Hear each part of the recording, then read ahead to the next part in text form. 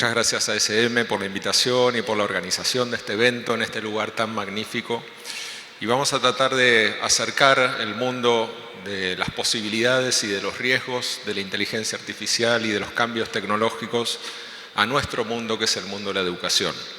Y para eso les voy a mostrar algunas posibilidades y también algunos de los dilemas que se nos están presentando hoy en la enseñanza. Primero, simplemente recomendarles la lectura de un texto que elaboramos junto a la Fundación Telefónica y Profuturo, que se titula El futuro de la inteligencia artificial en educación en América Latina y que está disponible para descargar, donde investigamos las grandes tendencias, los cambios y los escenarios a futuro. Y de ahí vienen muchas de las reflexiones que voy a presentar hoy. En primer lugar, una muy breve introducción a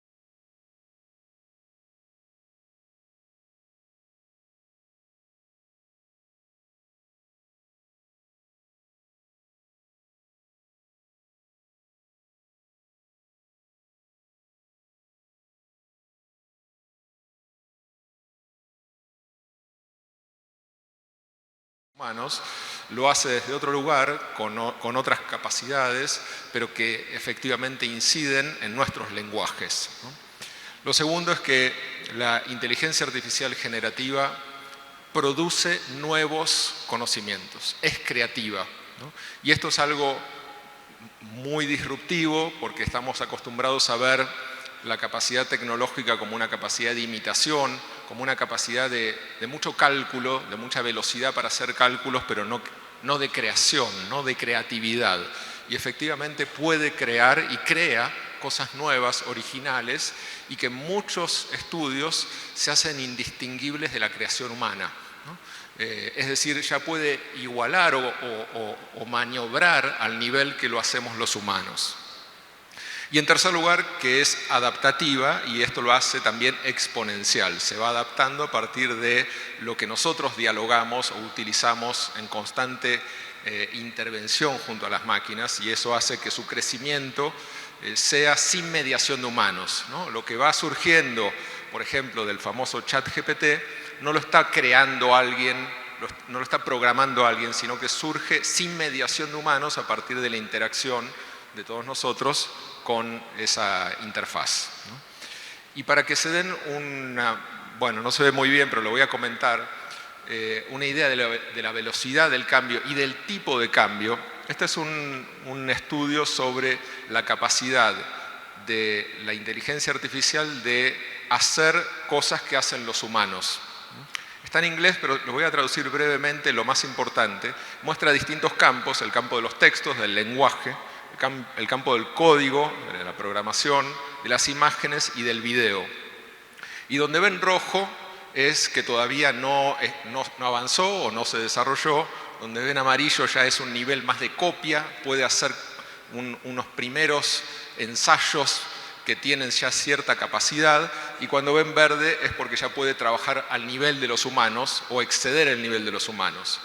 Y la velocidad del cambio se puede ver en que la primera columna es de pre-2020, donde estaba todo rojo, es decir, la inteligencia artificial no podía realmente competir en ninguno de estos campos con los humanos.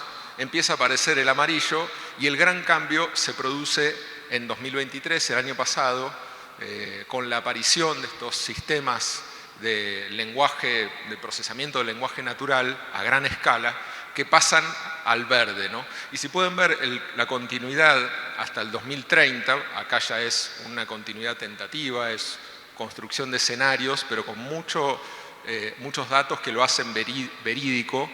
pueden ver que, por ejemplo, en la elaboración de textos, para 2025 ya puede hacer mejores textos que el promedio de los humanos y para 2030 hace mejores textos que los expertos humanos, ¿no? Y en cada campo se va dando esa velocidad de poder imitar, alcanzar, sobrepasar y estar a un nivel superior al de los humanos en muy poco tiempo.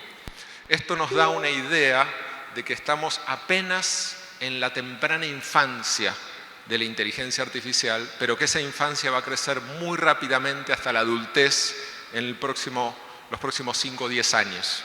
Con lo cual, ubiquemos esta charla en esta muy temprana infancia para ponernos en la posibilidad de aprovechar y de cuidar los riesgos que genera este cambio. ¿Cuáles son esos riesgos a gran escala? El primero y principal tiene que ver con la imposibilidad de distinguir qué es real y qué es artificial. Se hace cada día más difícil en muchos campos poder tener la certeza si eso fue producido por una máquina o por un humano. Un texto, incluso las imágenes e incluso los videos. Estamos viendo, especialmente a partir de este año, los últimos meses, un cambio que tiene una consecuencia trascendente para la historia nuestra como humanos y sobre todo la historia contemporánea, que es no poder distinguir si lo que vemos en un video es real o fue creado por alguna máquina, por una inteligencia artificial. Incluso personas que conocemos pueden ser modificadas en su articulación de cómo hablan y en la imitación de la forma, del tono, de la entonación que hablan, hasta hacernos para nosotros imposible de distinguir si eso es algo real o si fue inventado. Y esto tiene amplias consecuencias en todos los campos. Por ejemplo, en la política no sabemos si lo que nos llega lo dijo realmente ese político o fue inventado o fue creado y ya no vamos a poder distinguirlo más, ¿no? Es un cambio de ahora y para siempre, ¿no? Y eso implica también un ejercicio de desconcierto, ¿no? De vivir en un mayor desconcierto. Siempre uno está un poco desconcertado porque vivimos en un entorno donde no podemos controlar lo que pasa, pero el desconcierto es mucho mayor cuando no sabemos si lo que vemos es real o es falso, ¿no? Y obviamente esto puede ser utilizado de muchas formas para distintos intereses. La manipulación a partir de la inteligencia artificial, por ejemplo, de nuestras mentes, de nuestros pensamientos, ¿no? Pero también es un campo de oportunidades. La inteligencia artificial, y en particular para la educación, quiero presentar algunas de las oportunidades. Para los docentes, muchos de ustedes aquí presentes, es un campo de oportunidades para la planificación didáctica, para pensar clases con más ideas. Uno puede utilizar distintos motores de inteligencia artificial, entre ellos el más conocido, pero no el único, que es ChatGPT, para asistir creativamente la planificación de clases. Por ejemplo, pedirle ideas para ver cómo introducir un tema con un grupo de alumnos heterogéneo, ideas para hacer una clase que tenga trabajo en grupos, que tenga trabajo más innovador, más creativo, y puede utilizar esas ideas. Yo creo que funciona bien para esa tarea. En segundo lugar, puede servir para la evaluación, la corrección y para dar retroalimentación. Esto creo que va a cambiar por completo el rol de los docentes en el futuro cercano, pero que todavía estamos en una muy temprana etapa y donde todavía podemos sacar poco provecho directo, pero seguramente va a crecer mucho en el tiempo y va a ser todo un debate de cómo utilizarlo, ¿no? Ya podemos hoy pedirle a la máquina que corrija por nosotros y en algunos casos, en algún tipo de pruebas, lo hace muy bien. En otros casos todavía tiene algunas dificultades, pero nos puede ayudar a corregir y todos sabemos el tiempo que lleva la corrección y dar buen feedback, ¿no? Y también tiene una capacidad que lo hace inmediatamente y lo hace a muy bajo o ningún costo, ¿no? Hay un estudio muy interesante reciente sobre una prueba que se hizo de feedback, de retroalimentación a médicos y a inteligencia artificial sobre problemas de salud. Las personas preguntaban a un chat distintos problemas de salud que tenían y les contestaban por un lado médicos especializados y por otro lado la inteligencia artificial, y la evaluación final fue que las respuestas de la inteligencia artificial eran levemente más precisas que la de los médicos, pero que eran mucho más bien recibidas que la de los médicos. Es decir, era un lenguaje que los humanos reconocían más empático, el de la inteligencia artificial, que el de los médicos. ¿Por qué? Porque el médico contesta lo más rápido que puede, porque no tiene tiempo para decirle, bueno, si estás preocupado, volvé a preguntarme, ¿no? Contesta rápido, chocante. En cambio, la máquina hace toda una elaboración de una empatía falsa, porque no hay alguien empático detrás, sino que es un programa que logra capturar la empatía y devolver una conversación enriquecida, ¿no? Digo esto para que pensemos cómo puede llegar a ejercer ese rol de feedback, de retroalimentación en el campo de la evaluación de la educación. Y en tercer lugar, puede ser un asistente virtual de enseñanza. Y aquí es donde yo creo que se abre el campo de mayor ruptura, de mayor posibilidad para la educación.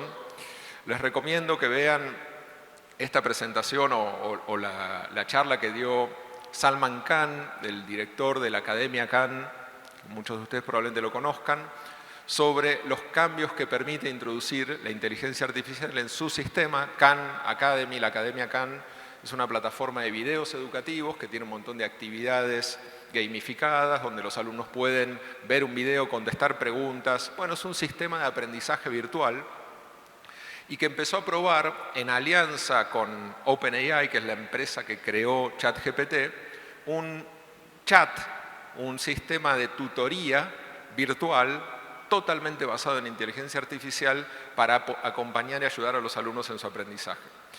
Y lo impactante cuando uno ve las primeras versiones es que han logrado un nivel de capacidad de diálogo con los estudiantes que cambia por completo nuestras ideas de lo que puede hacer como asistente de la enseñanza la inteligencia artificial.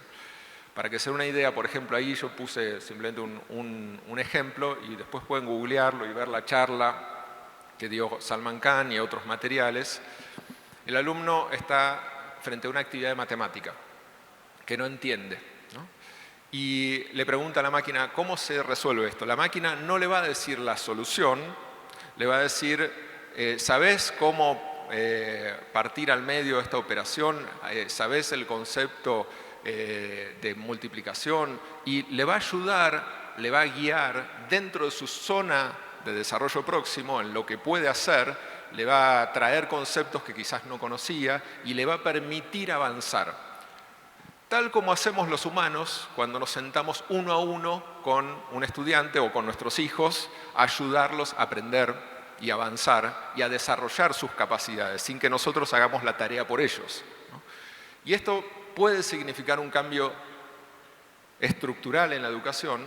Piensen ustedes una tarea que como docentes dan a sus alumnos y que en muchos casos genera gran desigualdad en la respuesta, ¿no? Si damos una tarea de leer un texto y hacer un ejercicio de una semana a la otra, en el medio ese alumno puede que llegue a la actividad, no la entienda y no pueda avanzar.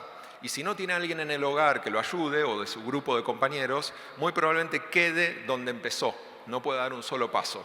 Tener un asistente virtual puede permitir que los docentes avancen a mayor velocidad, dando esa asistencia constante y para todos.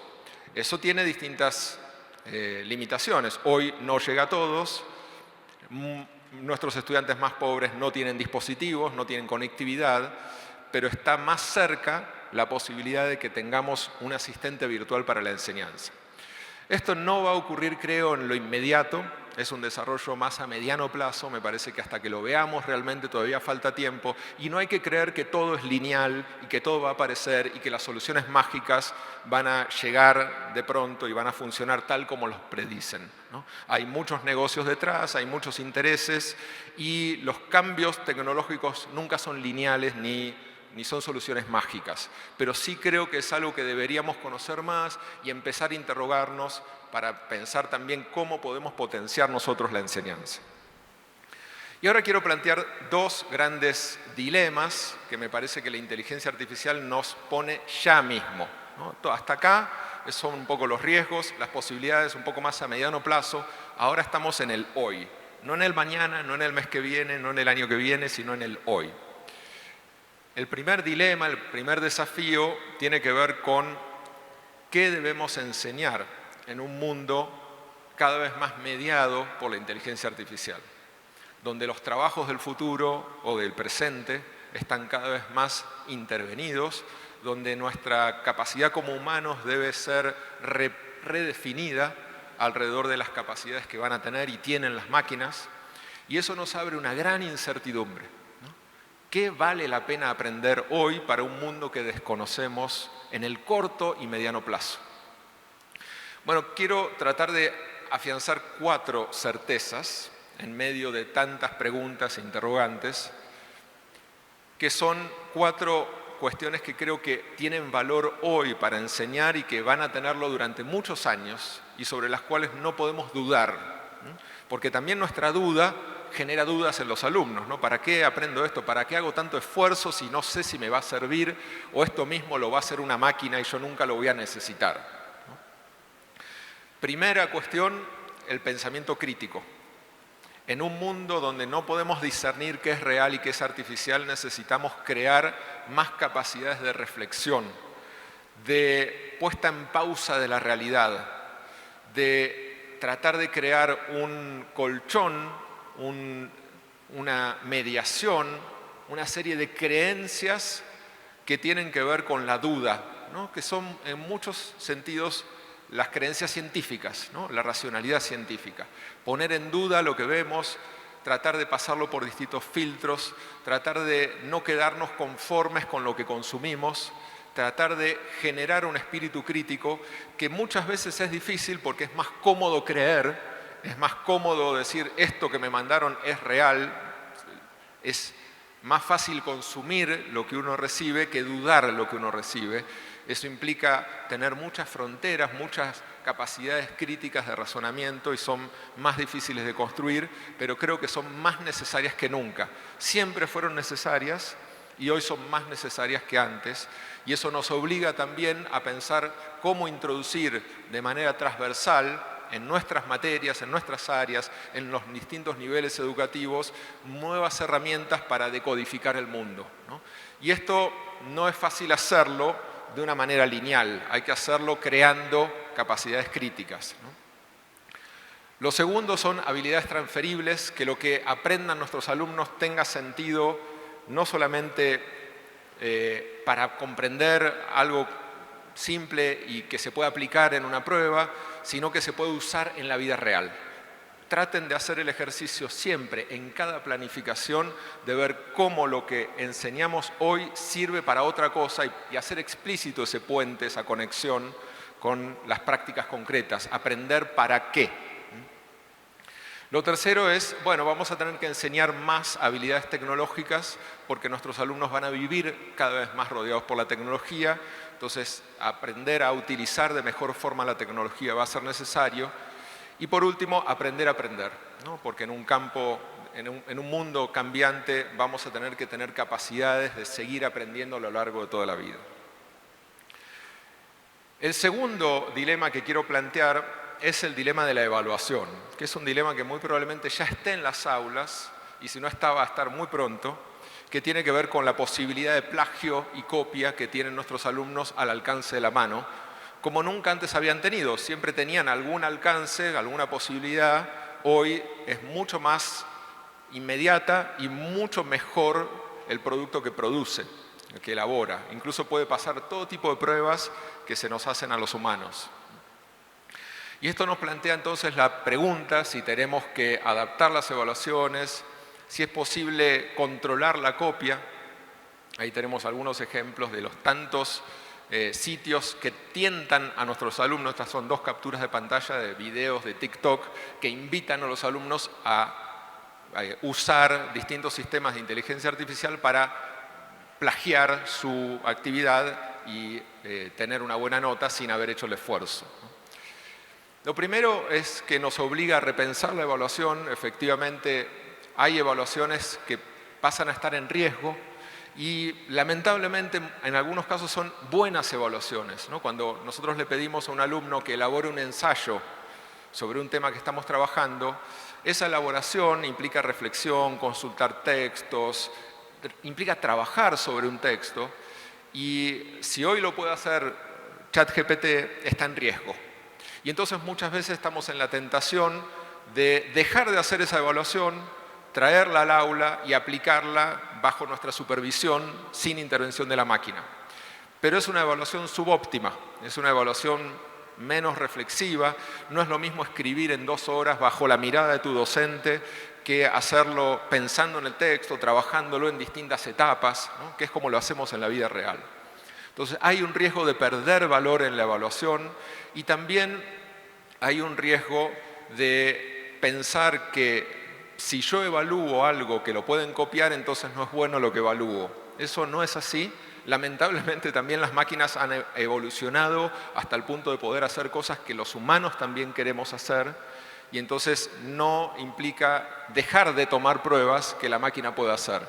En todo caso, creo que sí nos invita a hacer más procesos de evaluación formativa, de ir llevando un proceso de evaluación en distintas etapas, ir viendo la evolución de nuestros alumnos en distintas entregas, darle feedback, darle retroalimentación y que el producto final sea indudablemente de ese alumno porque pasó por un montón de filtros de corrección que no pudieron haber sido fraguados por la máquina. Entonces creo que es una evaluación que tenemos que seguir potenciando, que es la evaluación formativa.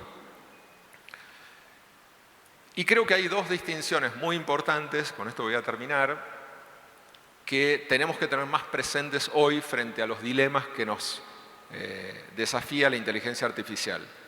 El primero es la distinción del uso del experto y del uso del novato o el aprendiz. Y esto me parece muy importante para que tengamos bien presente y claro por qué no deben usar un sistema que plagia su actividad o que hace lo que ellos deberían hacer, nuestros alumnos. Y quiero hacer esta distinción que nosotros venimos trabajando en la universidad para tratar de crear criterios que nuestros alumnos puedan comprender, comunicarles criterios, no dejarlos a ciegas, ¿no? Tratar de hablar de este tema, ponerlo sobre la mesa. Sabemos que están estas herramientas, ¿para qué sirven? ¿Para qué no? ¿Cuándo usarlas? ¿Cuándo no? Y acá la distinción entre el experto y el aprendiz es muy importante. El experto puede usar los sistemas de inteligencia artificial a su favor. Piensen en el primer ejemplo que les di. Un docente, uno de ustedes, usando ChatGPT para fortalecer su planificación didáctica. El experto puede distinguir cuáles de las cosas que le dice la inteligencia artificial sirven, cuáles no, cuáles son verdaderas y cuáles son falsas, porque es un experto en ese tema. Entonces, las sugerencias que le hace las puede tomar y descartar con el criterio de un experto. En cambio, el aprendiz no puede distinguir si está bien o mal lo que le da la inteligencia artificial. Lo consume acríticamente. Y sobre todo, creo que algunas de las cuestiones que nosotros tenemos que hacer más explícitas es que, bueno, la escritura, que es lo que los sistemas de lenguaje natural ahora pueden hacer, es parte central del aprendizaje que nosotros tenemos que recorrer, nuestros alumnos tienen que recorrer. Algunos pueden pensar, bueno, si la máquina lo puede hacer, ¿por qué no puedo yo tomar lo que hizo la máquina y sobre eso hacer una elaboración? Bueno, porque todo el sistema de escritura, que ahora la máquina puede hacer perfectamente al nivel de los humanos, es parte del sistema de aprendizaje central. Nos permite razonar, nos permite tomar distancia, nos permite construir el conocimiento. Justamente a partir de la codificación escrita nosotros podemos elaborar ideas que no podemos hacer a partir de la oralidad. Y esa construcción de sentido, organización del lenguaje para que produzca conocimiento, no puede ser reemplazada. Tenemos que enfatizar que nuestros alumnos se pierden algo central cuando lo reemplaza la máquina. Y en esto va la segunda distinción, que es entre la motivación intrínseca y extrínseca, y que es la vieja batalla de nuestro sistema educativo de por qué aprendo, ¿no? Y creo que la aparición tan fuerte de la inteligencia artificial nos obliga a rehacer esta pregunta y a intentar construir mejores puentes entre la motivación intrínseca de los alumnos, el por qué hago esto y el resultado de lo que hago. Nuestros puentes en educación son demasiado largos, ¿no? Cuando nuestros alumnos preguntan ¿por qué tengo que aprender esto? Nuestra respuesta es, bueno, en el futuro se te develará, ¿no? Hay que esperar muchos años para que veas el fruto de tu esfuerzo. Y ese puente excesivamente largo trae la motivación extrínseca. Lo hago porque tengo que sacarme una buena nota. Lo hago porque es mi obligación. Y cuando aparece la motivación extrínseca es muy fácil ir a buscar ayudas que hoy están más cerca que nunca para que lo hagan por mí. Como no sé realmente para qué sirve, pero lo tengo que hacer, que alguien lo haga por mí. Entonces creo que la batalla contra la inteligencia artificial es la vieja batalla por dar sentido a lo que enseñamos, para que nuestros alumnos hoy mismo puedan ver el fruto de lo que aprenden, puedan no querer perderse lo que les estamos enseñando y que descubran, como siempre queremos, que ¿por qué valdría la pena que lo haga otro por mí? ¿Por qué hacer de mi aprendizaje algo artificial cuando lo puedo hacer real y para mí, para mi futuro? Parece que esta vieja pregunta aparece con más fuerza que nunca hoy. No tiene una respuesta simple, pero sí nos obliga a buscar nuevas respuestas en el camino hacia un sistema educativo que tenga más capacidad de generar sentido en nuestros alumnos y de esa manera evitar que quieran utilizar las máquinas para reemplazar su propio pensamiento. Muchas gracias.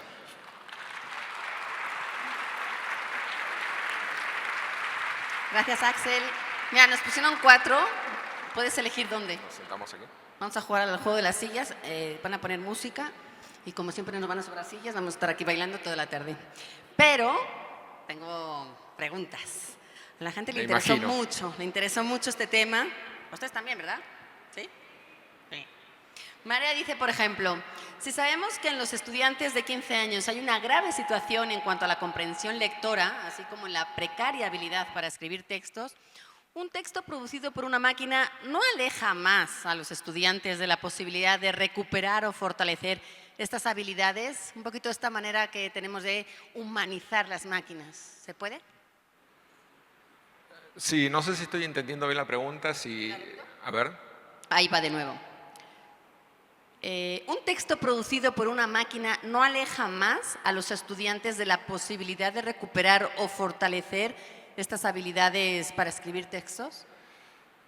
Sí, creo que claramente lo aleja, pero el desafío es cómo logramos que quiera hacer el esfuerzo de aprender, ¿no? Me parece que eso es lo que decía recién, que tenemos ahora una tentación nueva y que nuestros alumnos la están usando. Depende de los contextos, pero en los contextos que tienen más conectividad lo están usando cada vez más. Y bueno, y también yo creo que nos trae viejos fantasmas y también nos puede enseñar a mirar con cierta perspectiva. Y me gustaría dar un ejemplo, que es uno que todos tenemos muy presente, que es la calculadora, ¿no? Calculadora en cierto momento, a fines de los años 50, pero sobre todo en los 60, empezó a aparecer como una herramienta de consumo masivo, es decir, que se empezó a producir a escala de que podían comprarla las familias, y entonces apareció un gran debate educativo si eso no debía ser prohibido, porque hacía lo que debía hacer el alumno, ¿no? Y hoy hemos aprendido, después de tiempo, no fue algo inmediato, hemos aprendido a usar la calculadora con criterio, sabemos cuándo sí, cuándo no, ya no es un debate. Es decir, los profesores que enseñan matemática pueden utilizarla a su favor, ¿no? El cambio con la inteligencia artificial es que esto apareció mucho más rápido y nos da mucho menos tiempo para poder procesarlo y va a cambiar mucho más rápidamente, no se va a estabilizar. La calculadora de hoy es igual o muy parecida a la de hace 40 años. Esto va a cambiar cada año, con lo cual nos cuesta mucho más poder adaptarnos a su uso, pero creo que en definitiva la lección de la calculadora es que hay un punto en el cual podemos aprovechar lo que nos facilita la inteligencia artificial y un punto en el cual tenemos que saber cómo darle un contenido educativo, ¿no? Por ejemplo, si nosotros usamos un software para que ayude a nuestros alumnos a corregir, hoy ya hay muy buenos software y va a haber muchos más en el futuro que dan feedback al texto del alumno. Le dicen en qué se equivocó y qué reglas gramaticales, por ejemplo, no están sabiendo aplicar y les da consejos para reescribir el texto. Entonces creo que ese potencial de un asistente de corrección tiene una gran capacidad de ayudarnos a nosotros como docentes, por ejemplo, en la redacción de textos. Habrá que aprender entonces a usar esa herramienta. Erika Castillo pregunta por los principios de la inteligencia artificial. ¿Se puede hablar ya de principios? Porque la regularización está lejana de verse ya hecha y siento que cada vez que establecemos algo que pueda regular el uso o la ética, si se puede hablar así, como que siempre llega tarde. Seguro, en este campo especialmente, creo que hay muchos riesgos y no hay ningún control en este momento, ¿no? Hay algunos lugares donde se está intentando generar regulaciones, sobre todo en Europa, pero van mucho más lento que los avances y me parece que es un campo en el cual las capacidades del sector público de entenderlo, de poder darle una capacidad regulatoria, están bastante lejos de que ocurran. Y en el campo de la educación hay riesgos específicos, en particular la privacidad de los datos de nuestros alumnos, que en algunos casos ha sido regulada, pero que va requiriendo actualizaciones constantes porque el cambio es muy vertiginoso. Otro retito. Elena hace una pregunta bastante interesante que creo que va dirigida a todos nosotros. ¿Cómo rompes la resistencia con los docentes y quitamos el miedo que tienen a aprender los recursos de las inteligencias artificiales, pero sobre todo, cómo les quitamos el miedo a que los estudiantes utilicen la inteligencia artificial? Como que prohibirla o decirles que no la usen tampoco es una solución. ¿Cómo hacemos ese equilibrio y cómo les quitamos, si se puede hablar de miedo, no sé si es miedo, resistencia? Bueno, no sé si tienen miedo en un sentido, ¿no? En todo caso, si no la usan es porque no la conocen bien, ¿no? Los alumnos. Creo que para los docentes es un gran desafío acercarse a este mundo que les resulta muy ajeno, en muchos casos, no en todos, pero que es importante que puedan probar las herramientas. Como decía al principio, y quiero enfatizarlo, no hay que pensar que todo esto va a cambiar ya y que yo tengo que, por lo tanto, reconvertir todo lo que supe hacer durante muchos años y que ya no va a servir o que el mundo ya me va a obligar a hacer las cosas de otra manera. Creo que eso todavía está un poco más lejos y siempre hay una tentación del mundo tecnológico a invitarnos a que todo está cambiando radicalmente cuando no necesariamente es así.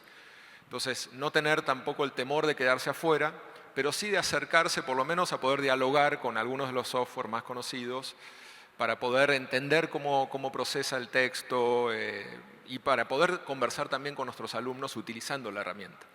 Y como decía antes, es muy importante tener esta conversación explícita con nuestros alumnos, ¿no?